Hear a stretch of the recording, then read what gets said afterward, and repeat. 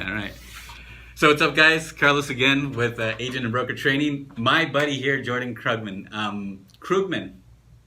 Hey, I'll answer anything. How many times did they mess that up? Krug. I've heard it all. What was your nickname growing up? Jordy. Jordy? Mm-hmm. Okay, cool. Yep.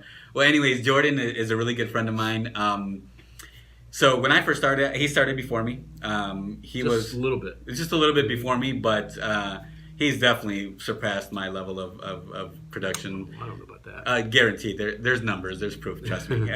But there's a few people that I always had my eye on, trying to secretly compete against, and Jordan was one of them. He's definitely somebody that I definitely look up to. Appreciate that, man. And I appreciate you giving us some time.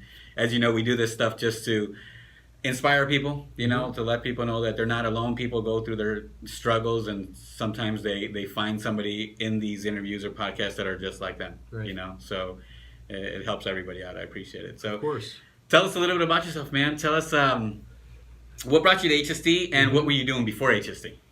So I was actually, so in my past life, I was a food guy. I was in the restaurant business for a million years. You look good for 1,000,001. Yeah. So I actually, when I graduated school, I graduated with a hospitality degree, and I thought I wanted to get into the restaurant business, but that's just a really bad lifestyle. So I actually started off with Applebee's, and I opened up the first 5 Applebee's in St. Louis. Oh, okay. But just the quality of life was just terrible. So over the years, I kind of did some different things to kind of cut back on the hours. Like I would get into school. I got into school food service, and I was doing nutrition analysis and stuff like that for a bunch of school districts in St. Louis. But I wasn't feeling it, and I just got to the point where I knew I wasn't going to be happy unless I was writing my own ticket, unless I was getting paid what I thought I was worth instead of what somebody else thought I was worth. So I took a huge leap of faith, and I was working at a school district at the time in St. Louis, and I was making a really good salary, 6 weeks of paid vacation, 2 miles from my house, and for a job it was great, but I wasn't feeling it, and I hated school district politics, and I knew I needed to do something on my own, and I figured, why not? I'll just get my life and health license and take it from there. So I fumbled around with that for a couple of years, and I got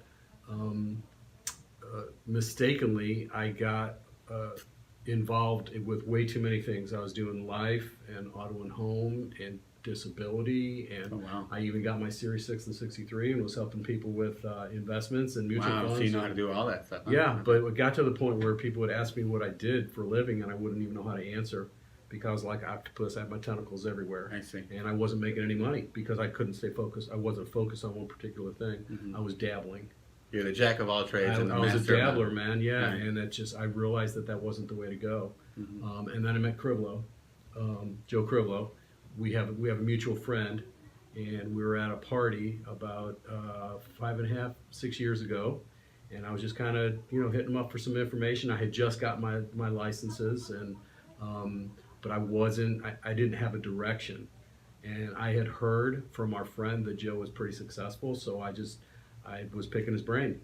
He invited me to his office to see an orientation, and I saw the orientation, and my jaw kind of dropped, and I'm like, dude, I'm in, just tell me what I got to do. And that's all I did, and I did what Joe told me, and I got completely focused on health, and just kind of started developing referral partners for the other lines of business. And if somebody would call me for like a disability quote or something like that, even though I was licensed to do it, I would send it out to one of my referral partners. Wow. Because they would give me all of their under 65 stuff. That's a lot of discipline, man. It is, man. Yeah. Because at first I thought, when I told you I was fumbling around for a while, and I realized that I wanted to do everything because I thought it would make me more valuable, and I thought that I was going to throw money away if I didn't write the business. Mm-hmm. But what I realized is if you give a little bit away, you'll get a lot back. Oh, I know that for sure. It's like the more you give, the more you get in return without even asking. Yeah, is how it goes. Yeah. So let me ask you a couple questions from what you just said. So, what inspired you to write your own ticket? How did you know that you had to do this stuff on your own instead of work for the school district or whatnot? Yeah. So school district they've got a steps program. So you hit a certain step and you hit a certain salary level, and you hit another step and you get a little bit of an increase. And I knew that even if I stayed at the school district for another 20 years, I was going to be maxed out at a certain level, and I couldn't get any more, and I wasn't going to be happy with that because it wouldn't have even got me six figures. Wow. And I did not want to go with the next 20, 25, 30 years and not have the potential to really, kind of set myself up.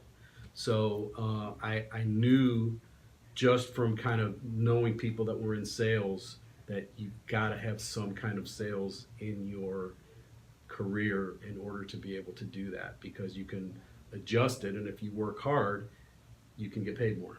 So I've heard people say that this isn't the career where you have to wait for Bob to die at the top to take his spot. No, right? you don't. This is the career where what you put into it is what you're going to get out of it, right? Right, for sure. Yeah, and I like the fact that, it won't ever happen, but I tell people, you could pass me up if you wanted to. Why do you say it never happened? Why do you say it never happened, dude? Because that's not my makeup, man. That's not my makeup. It's a challenge. Now. Yeah, it is a challenge.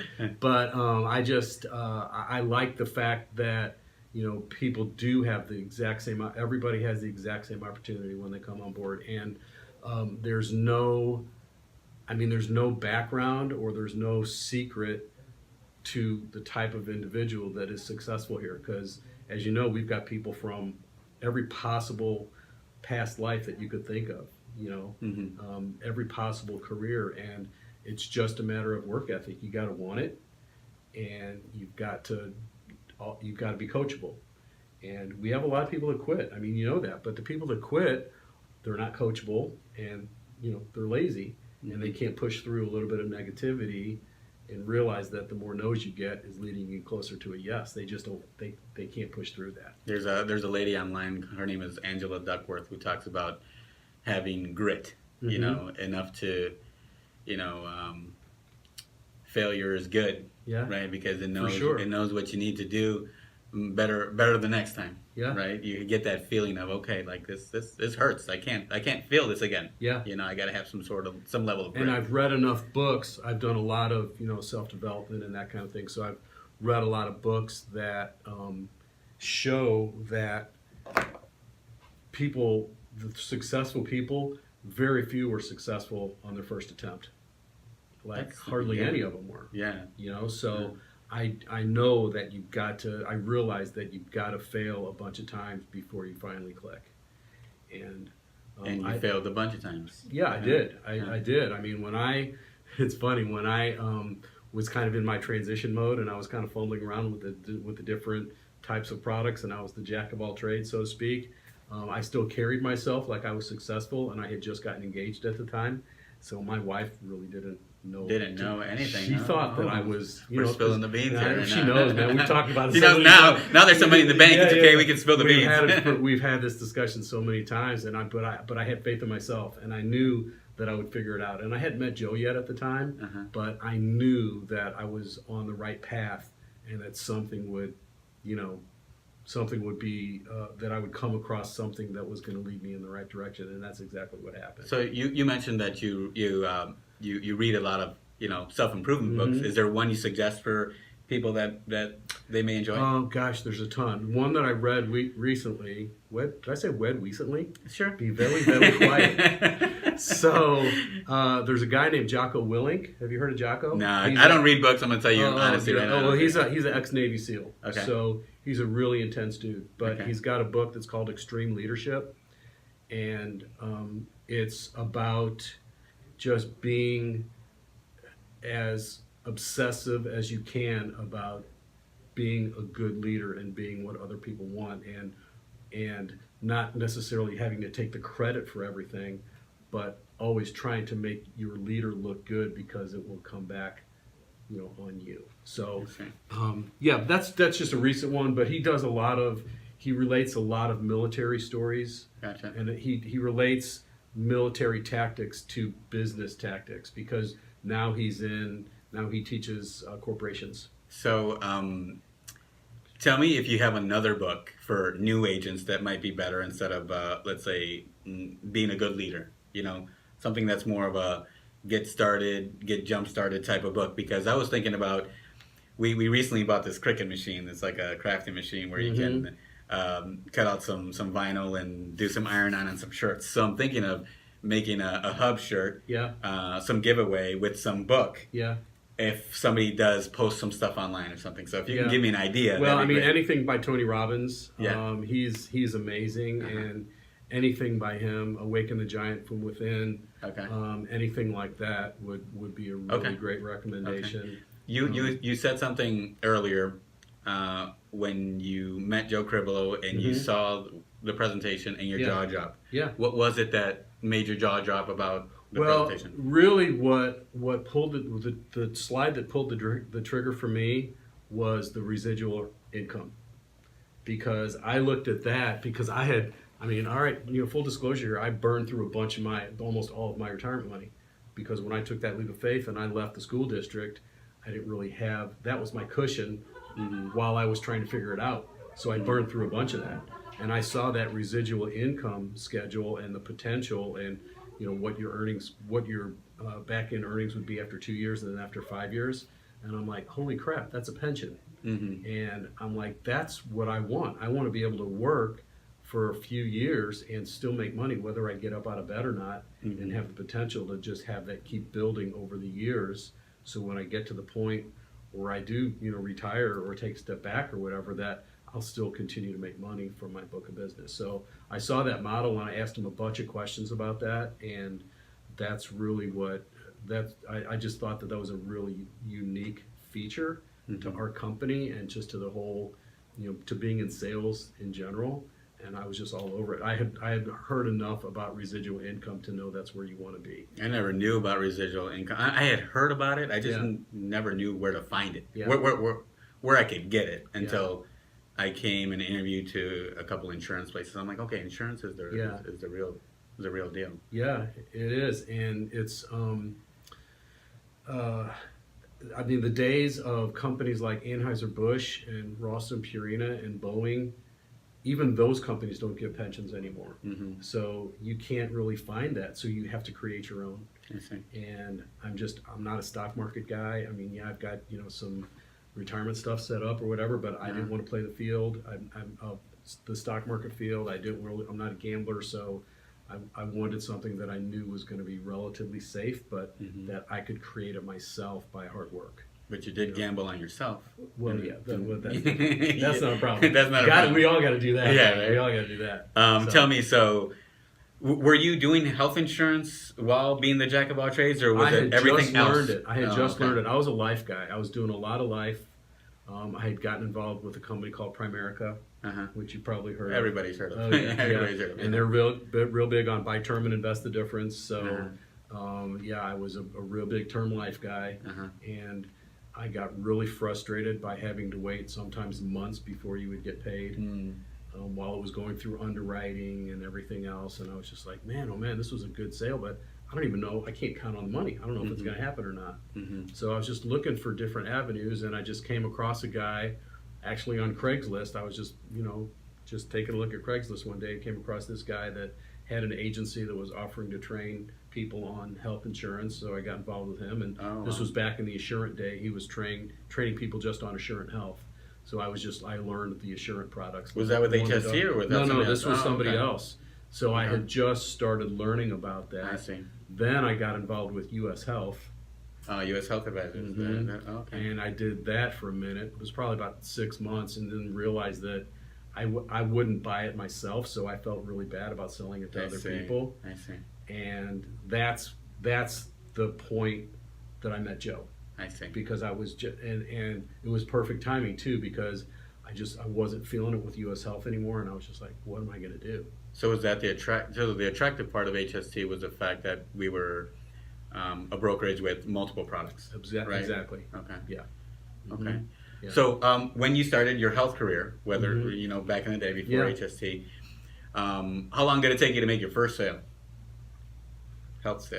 Do you remember back? You mean when I came aboard with HST, or no? Let's say just when you were learning health. Or okay, tell me. It took me a minute. I mean, it took me a minute. I did not make a health sale for a while because I mistakenly thought that I needed to know everything about every product before I got on the phone with somebody.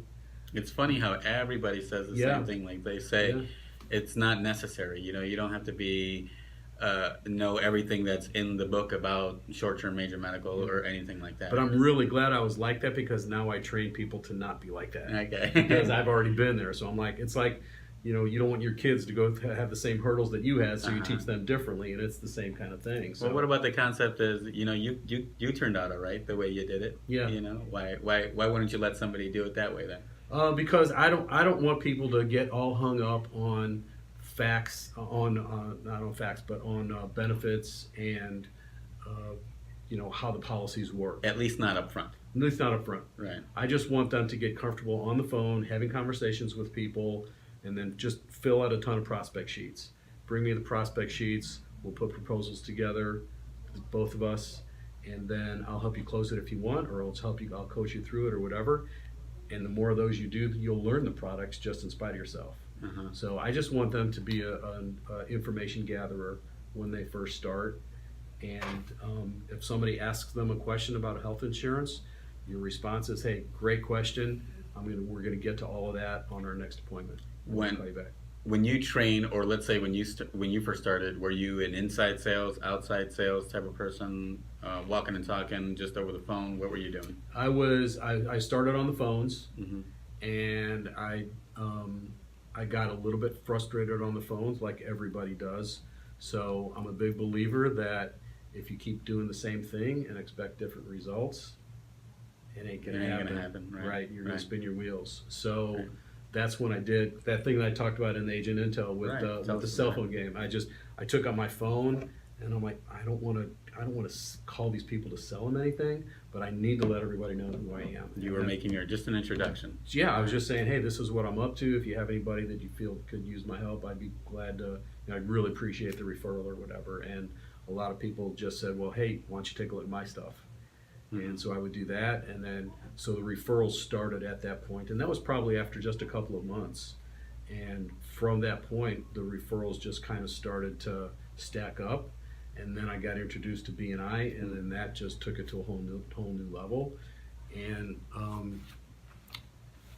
that has really been, I will probably be in that forever, just because Really? I love the concept of it. Yeah.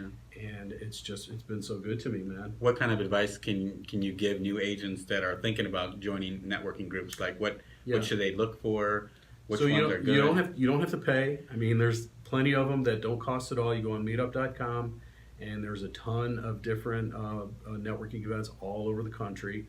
I did that for a long time before I joined BNI, and you would go to the events and hand out your business cards and get to meet people and let them know what you're up to. And then eventually, after I financially was a little bit better off, I took the plunge and joined BNI. I was a little nervous about it because it seemed like it was a lot of money to pay for an annual membership. Uh-huh. But the more I realized it, and then over time, the referrals started coming in, and I'm like, man, this is awesome. So nowadays, a few years later, are you still pounding the phones, or is most of your business coming from the Yeah, it's almost embarrassing to say that, but I really don't call leads anymore. The leads that I buy, I give to my team. So I still buy leads, but I very seldom will work them unless I pull one from California, or because I'm licensed in California, not many people are. Mm-hmm. So I'll do some California business from time to time, but it's almost all referral anymore. Mm-hmm. And I think, shame on me, because I think if I did continue to do that, it could even take my business to the next level. So I was actually just talking to Joe about that and telling him that I really need to do that and get back into the game of calling the leads and doing the same thing, and walking the walk, not just telling people what to do, but actually doing it myself. It's easy to fall into the trap, man. Like, okay, we got this nice residual income coming in. We're doing some training, new hires and stuff. We don't really have to pound the phones any longer like we used to. It's easy to fall into that trap. Let me ask you. So I always ask this question. Yeah. Do you think, us as agents and brokers, do you think we're in the business of service, in the business of sales, or in the business of marketing? What do you think? Service, sales, or marketing? Oh man, that's a trick question because it's all of those. You think so? It's all of those. Okay. But I use a lot of restaurant analogies because that's my background. So the way that I look at it is, I mean, and this is from a building perspective. Once you start having a team. So when I was running restaurants, my philosophy was not that the customer is always right. My philosophy was you take care of your employees, and if you take good care of your employees, your customers will get taken care of. So we're kind of the same way. I mean, our company is the same way, where they're agent focused, taking care of the agents because they know that the customers will get taken care of. So that's a service thing. So I kind of filter that down on my team as well, and I want to make sure that my agents have everything that they need to be successful, because I know if I take care of them, then they will, in turn take care of their clients and that type of thing. So definitely service, but especially when you're new, you have to market yourself. You have to. You can't rely 100% on pounding B leads all day long. There's some people that love it. I mean, obviously, Bill Pauly built his business that way. He doesn't like networking. There's a lot of people that don't. So there's not one specific way to market your business. You got to find what's comfortable for you. And we've got experts in this company in just about every one of the possible marketing methods that can help you market your business, whether it's social media or radio advertising or direct mail, or which I hate, but I mean, there's lots of different ways to market. It just depends on what your personality is. So what you're saying, what you said earlier, attitude really does, attitude reflects leadership, right? So if you're taking care of your agents, the agents are taking care of their customers, right? So it starts at the top. Yeah. HST has... How can you treat your people like crap and expect them to get a bunch of happy customers? It doesn't work that way. You can't expect them to stick with you forever either. Right. Right. Okay, so I had another question I was thinking about. Okay, so you've transitioned from being a big producer to growing a team, right? I want to do both. I'm trying to figure out how to do both, because I don't want to not ever be... Stop producing. Yeah, I can't. Because you still got to have because it's like, let's say, it's not like riding a bike, but if you don't do what your talent is, you might lose a little bit of that talent as you get older, as you go on, right? Right. So, speaking of marketing, do you have some sort of marketing tips that maybe you, besides the BNI stuff, that maybe you or maybe one of your agents who's super successful has done, that maybe we can get steal some ideas I don't think from? there's any tricks. I mean, use the back office tools that we have. You can do email campaigns. I think staying in front of your clients and just working them for the referrals, because your current base of business is going to be your best source of referrals. So I mean, marketing to your own client base, I think, is really important, whether it's a newsletter or just staying in front of them as much as you possibly can. Or if you have, like I've got, I mean, I'm not a big member of the church, obviously, but I've got clients that are. So I've gone to, church events and given presentations or whatever and gotten involved with something that was close, that they felt good about, just to kind of, and didn't really expect anything out of it. But whether it's speaking to different groups like that, or you could even partner with a PNC agent or a financial advisor or something like that and put on a seminar that way. That's a really low cost way to get in front of a bunch of people too. You don't have to spend a lot of money. You just got to get creative and get out there and let people know who you are and what you do. And there's a bunch of different ways that you can do that. A lot of free tools available for you. Climb up to the top of the hill and say, here, I do health insurance, right? Let everybody know, right?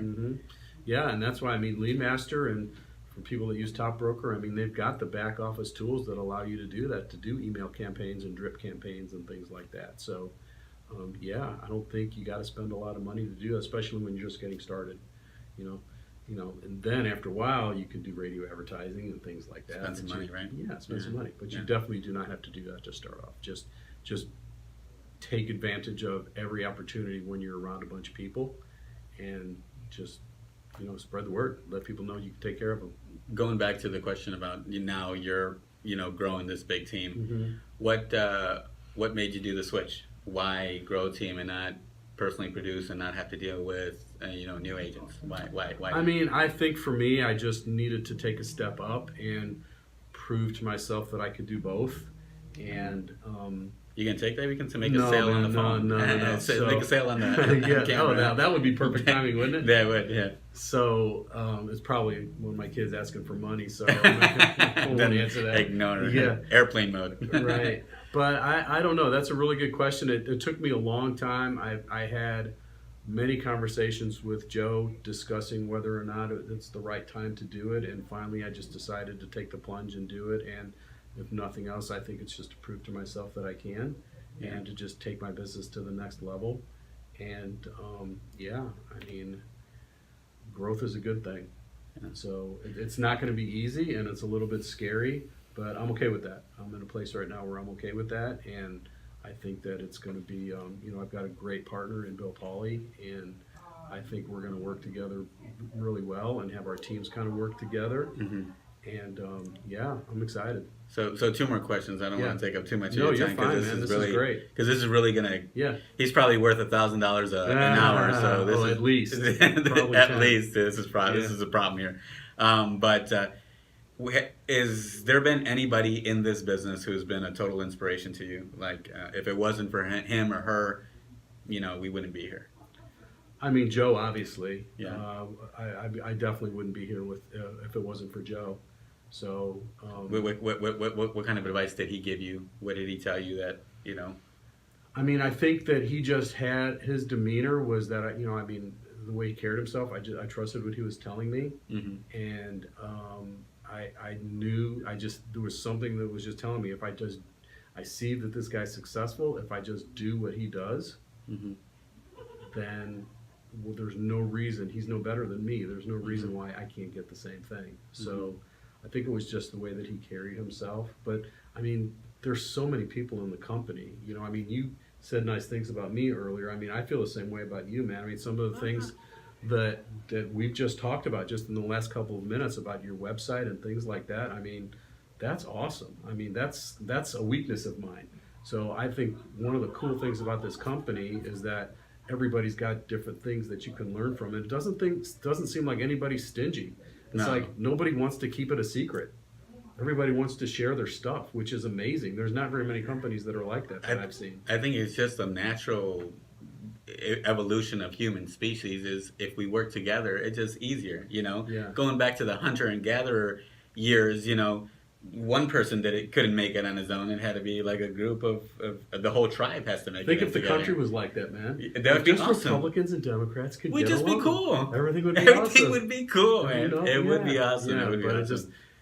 It's too much to ask. Yeah, it is too much. It is too much to ask. But I mean, this is the first time in my life that I could ever say that I can't see myself doing anything else for the rest of my life. I mean, I've never been able to say that before until I came on board with HST. Yeah. And it took me a couple of years before I was definitely, okay, my flag is planted, this is where I'm going to be. But I think when I saw my income double from year 1 to year 2, that was my aha moment. And then I'm like, okay, this is it. Everything that they said was going to happen is happening. And really, that's kind of happened throughout the whole 5 years that we've been here. I mean, think of how much things have changed. A lot. Every 6 months, something big is changing in the health insurance industry, which is awesome. Which is good for us. Yeah. A lot of confusion means a lot more money for us. Everybody needs our help, And I joke with my customers. I tell them that, things change around here like we change our underwear all the time. It just happens often. Yeah.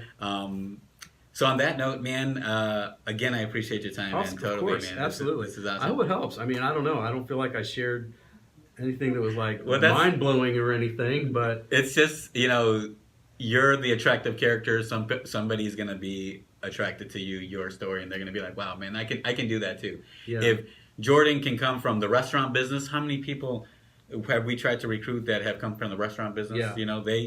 I know personally, my brother's in the restaurant business. He's a manager. He's been a manager all his life. I can see the Why isn't he here, man? I tried. Trust me. I've tried. Did he even take did he try? He tried with Primerica one time, and it didn't work out for him. So he's got this. He needs to talk to me because it's a lot. I mean, it's a lot different. This bad taste in his mouth, But on that, people are going to be attracted to you. That's why we do this. So there's going to be something that you say. So on that note, give them one last tip, one last final speech.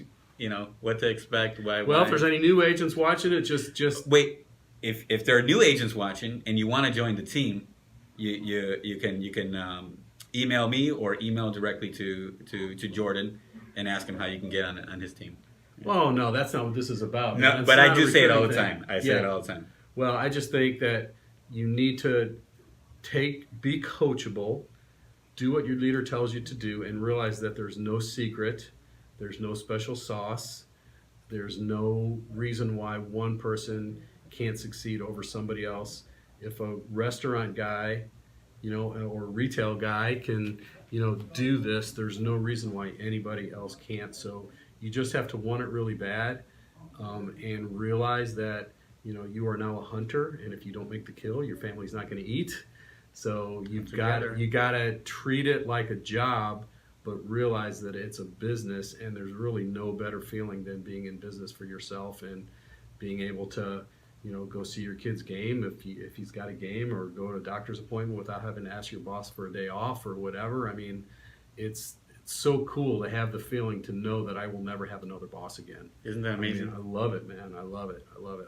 I really, that's one of the greatest things I think about this business, is being able to just kind of control your own future. It's just awesome. Come and go as you please. It's your own business, right? Yeah, but read a lot. You've got to read a lot about the industry.